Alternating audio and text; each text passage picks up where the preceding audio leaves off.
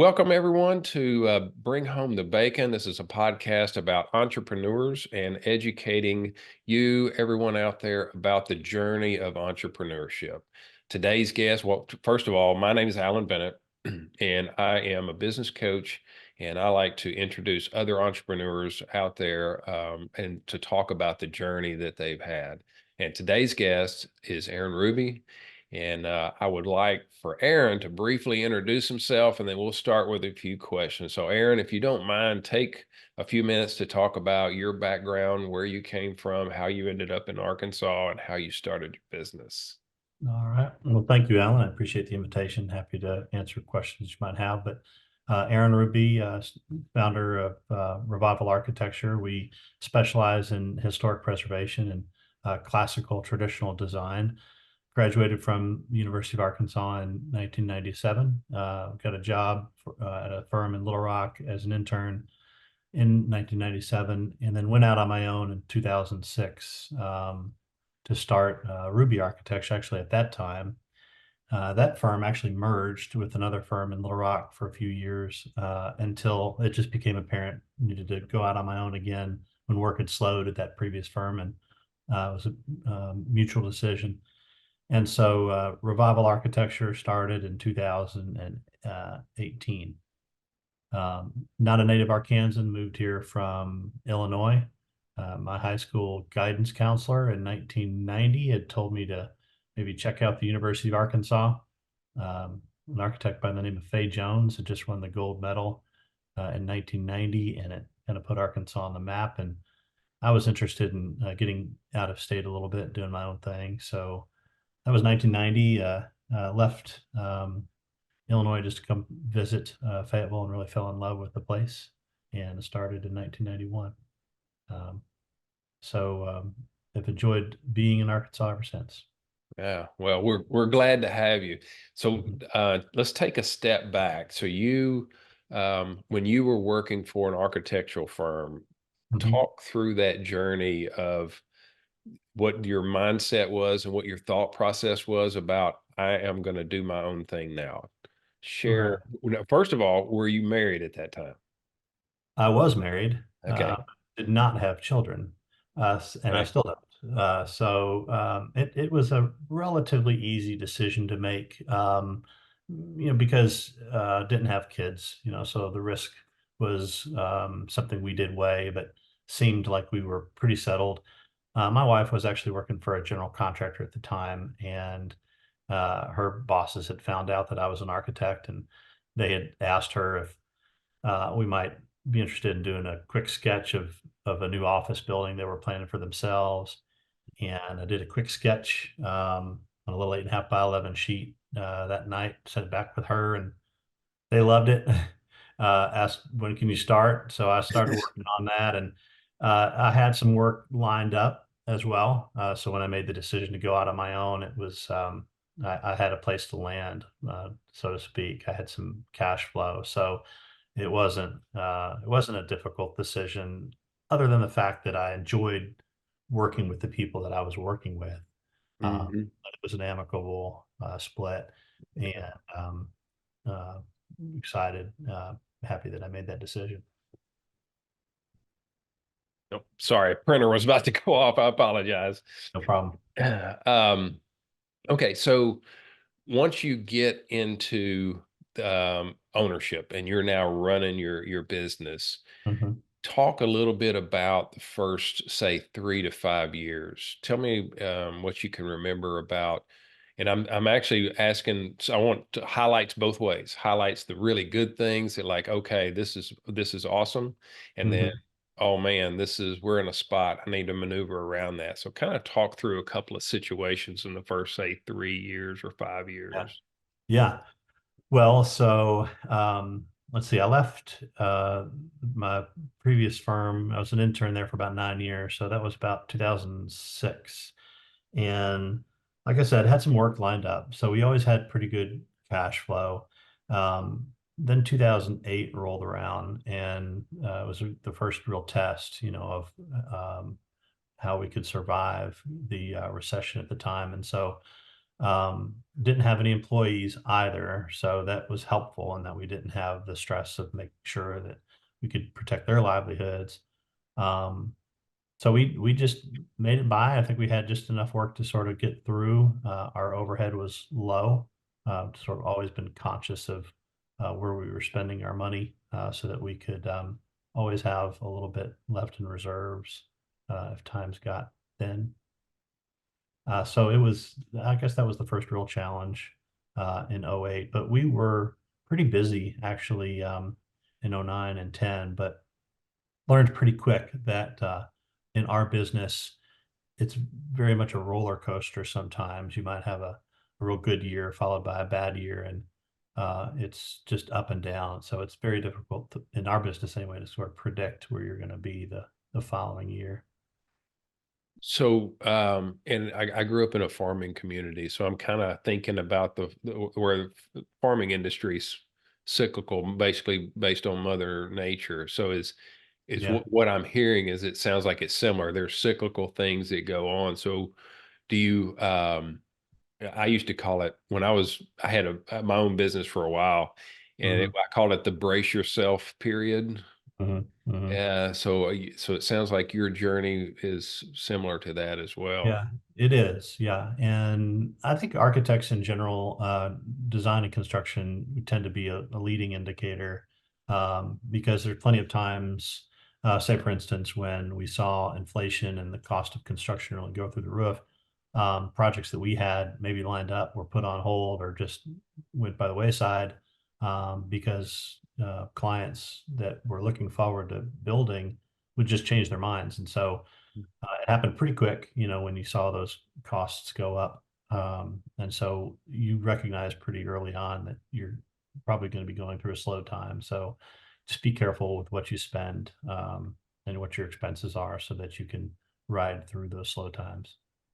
Yeah. So, so what I'm hearing you say is material cost and the cost of borrowing. Is that what drives the demand Oh yeah, in your industry? and labor. So in construction, yeah, material certainly costs went through the roof during COVID and soon thereafter.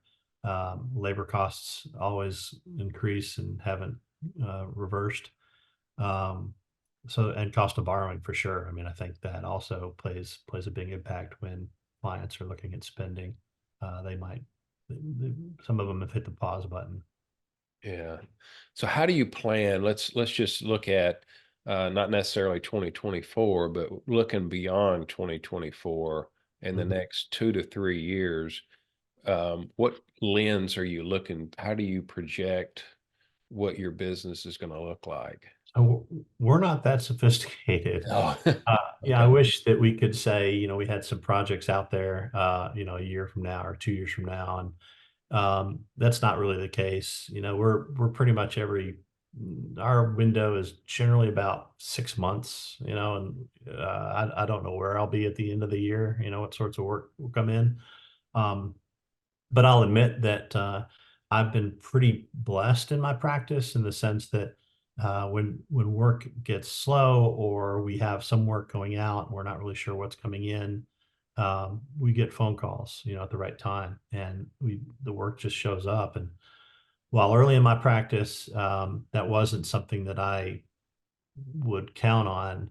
Um, I have been proven, I guess, that it works, and so we trust a lot. We have faith, honestly, that God will give us the work when He wants us to. So that's where we're at. So Mhm. do you have, so in my line of work, I have what I call strategic partners. There's people out there that financial planners and CPAs and business brokers, and these are people that we all share the same type of client. So Mhm. I have this strategic alliance. I don't do business with them, they don't do business with me, but we help each other when we Mhm. get share a same client. So do you have partners like that in your line of work? Not really. We have at times looked at joining into networks that do that sort of thing, but we've never really needed to. Architects in general, get their work mostly through word of mouth. We or repeat clients. And we're not a large firm by any stretch, so we're limited in what we can handle. We have worked on larger projects, and if that comes around, we're pretty good at managing, in general, a project design team. And so we can partner with other architects and engineers to help get the work done. But we don't have a network in the sense that we look out for each other, like you're mentioning, like accountants or Okay. engineers. Yeah. Okay. So as far as engineering firms, let's kind of take a sidestep there. You mentioned engineering firms. How, because I looked at it as architecture is a form of engineering, correct? Um, you might look at it that way. I think they're two very different professions. I think architects in general, um, a little bit more on the artistic side, you might say, project management side. Um, we're more generalists in that we're trained and educated, expected to sort of see the bigger picture. Not that engineers are not, but engineers generally have a very specific role or trade. If it's a mechanical engineer or structural engineer, they can serve in the role of a design lead for those projects where really engineering is what it's all about. But if it's a building design, generally the architect will take the lead. Okay. So as far as a small, you said small firm. What is a big firm? What does a big firm look like? What do they do that would be different than you? Right. Well, different standards in different places. I guess in Arkansas, your big firms are probably 20 plus people. Oh. And maybe half of them are licensed architects. I'd say that's a pretty big firm. Um, on a national scale, you've got firms with hundreds of licensed architects, and they're massive firms that are international in scope. Um, but it's a pretty small state, so you don't have a whole lot of large firms. You got a good number of mid-sized firms, but I think the majority of licensed architects in Arkansas and in the country are individual practices Mhm. or small business. So do they, when I run into different small businesses, the ones that seem to find success faster or more success, they tend to niche. They find Yeah. something that they're really good at that's makes them unique. So what Mhm. about your firm? Where do you find Mhm. your Yeah. fit? Yeah, our niche is certainly historic preservation, working on historic buildings, and we enjoy that very much. There's a handful of firms or architects in the state that specialize like we do on historic buildings. We are also interested in classical design and traditionally inspired new design. So we don't really see ourselves as more going the contemporary sort of modern way, which is most of what you see, on the magazine covers. We get much more interest in learning about the way buildings used to be constructed, and using more traditional materials. So just enjoy research, understanding what makes a Victorian, a Greek revival, knowing proportions. We're in order to sort of um, claim that niche, if you will. There's not really an architect in Arkansas that has pursued a certificate in classical design. So that's something we just finished actually, and will be the first architect in the state to have received a certificate from the Institute of Classical Architecture. So we've kind of made um, a commitment to really learning design principles in classical architecture. So knowing what makes an ionic, and Mm. a Tuscan column, a Tuscan, and the proportions of a Doric, and understanding how you build up an entablature with your architrave and your fascia and your cornice and all those terms, Greek terms, understanding how you build those together. So if someone's interested in a very well executed classical entablature, it's something we want to be good at. So that is that like an accreditation, a certification? How does that work? Yeah, it's a certificate that's offered by the Institute of Classical Architecture. It's based in New York. It's a national organization with a handful of chapters. Arkansas is in the Southeast chapter. But it was started, oh, I don't know, 15 years ago, maybe more, with an emphasis in teaching classical principles. Mm. Uh, the overwhelming majority of colleges and schools in the United States have more of a modern sort of tilt to them, contemporary design and that sort of thing. There's only a handful that really focus on traditional classical design. Mm. Uh, that wasn't an area that I knew that I was interested in until the end of my schooling. Um, but it through preservation and sort of learning about existing buildings, sort of developed that interest, I guess you could say. And so um, yeah, we wanted to pursue that certificate so that we could sort of, stake our claim and say this is something that we specialize in and we're different than any other architect. Not that others can't do it, but generally it's not something that they focus on because Mm. that's not really where the trends are. So we're doing something that isn't necessarily trendy. It's definitely not trendy. We just want to be able to be the ones that people call when someone's interested in doing that well. We still think there's a place for classical architecture. So as far as your geographical boundaries, do you work just in Arkansas, or where all do you work? Mostly in Arkansas. We're also licensed in Oklahoma and Texas. We have a project in Texarkana, about 6 feet over the line. So we're barely into Texas, but a few projects in Oklahoma potentially. But most of our work is in Arkansas. We travel the state and go where we need to go. We're Northwest Arkansas, Northeast Arkansas, Southwest. So Mhm. are you able to do most of your work physically in Little Rock, and you go to visit before you get let's just say there's the place in Texarkana. Mhm. How would you go there first and then start your work, or how would that Yeah. how's that go? Well, so we do most of our work, in the office. I mean, we do most of our work on CAD on computer. So most of our work is actually done in our office in Central Arkansas. We're in Scott, just outside of Little Rock. Mhm. But we visit almost all of our clients. Very few of our clients actually come to our office. We usually go to them. So we'll go, and especially since we do historic preservation work on existing buildings, we go where the buildings are, so we need to go visit this historic building in Texarkana or in Fayetteville, and measure and document and photograph, understand what kind of conditions it's in, um, draw from scratch the floor plans and elevations so that we can communicate to a contractor what needs to be done.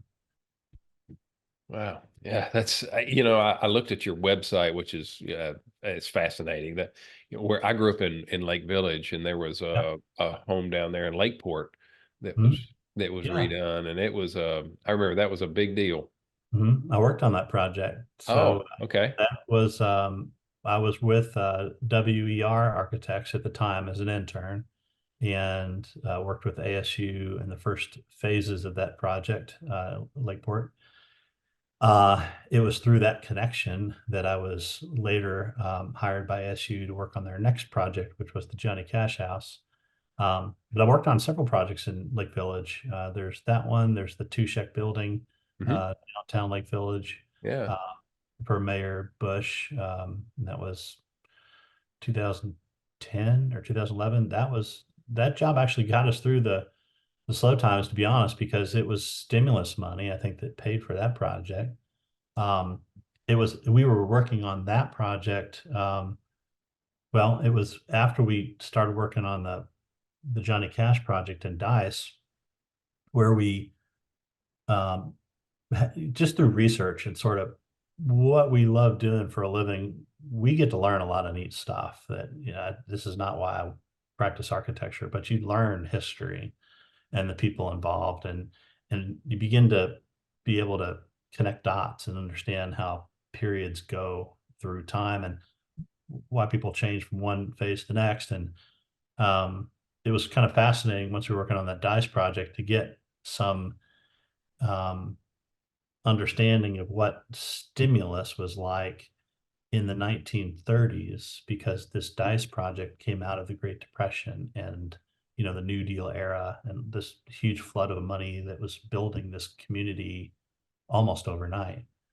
Just unbelievably how fast the project went from an idea to homes being built and these families moving into these homes, and cash was one of them. Versus, or comparing that or contrasting that with the stimulus money in 2010 that paid for that two shack project, and the red tape that was necessary, to go from funding or this idea and all the paperwork and stuff that you had to do in order to get this project done. Unbelievable. Just the differences in how quickly something happened in the 1930s versus how slow it happened in 2010. Yeah. Wow. Yeah. It's a history lesson. It's a history lesson, yeah. And Yeah. so it just comes with, it's sort of a bonus with what we're getting paid to do, is to sort of learn that history. But enjoyed the two shack project very much. It was a LEED certified building. It was our first LEED project, if you're familiar at all with LEED, Hmm. which is kind of a green building exercise. But enjoyed that one too. Yeah.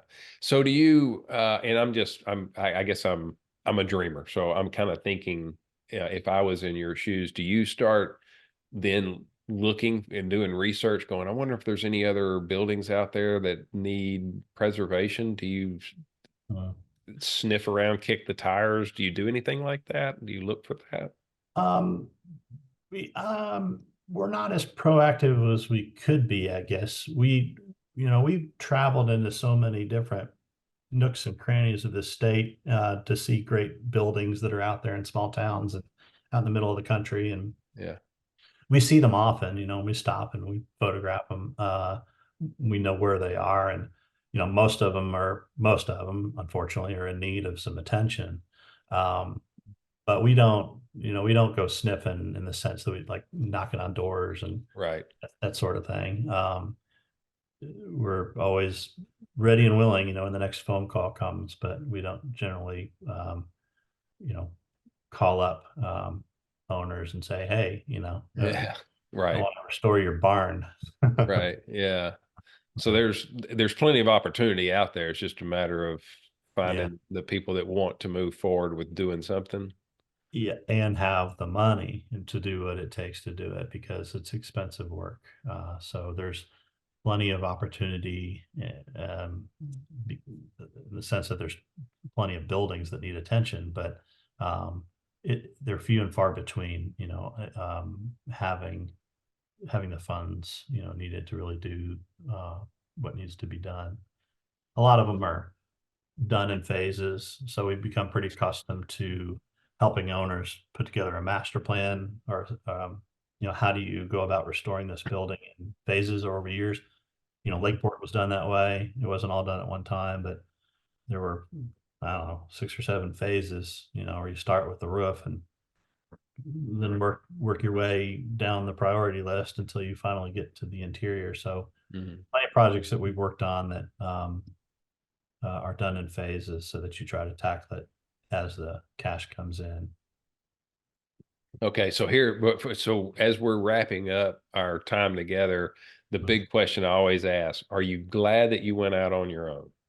Yes, definitely. I'll admit that there's times where so you wonder, if maybe you made the right decision, but um, yeah, all things considered, I am absolutely sort of that person. It's sort of in me to be that entrepreneur, to be that risk taker, to sort of be responsible for the output, and to meet with people and make all those decisions.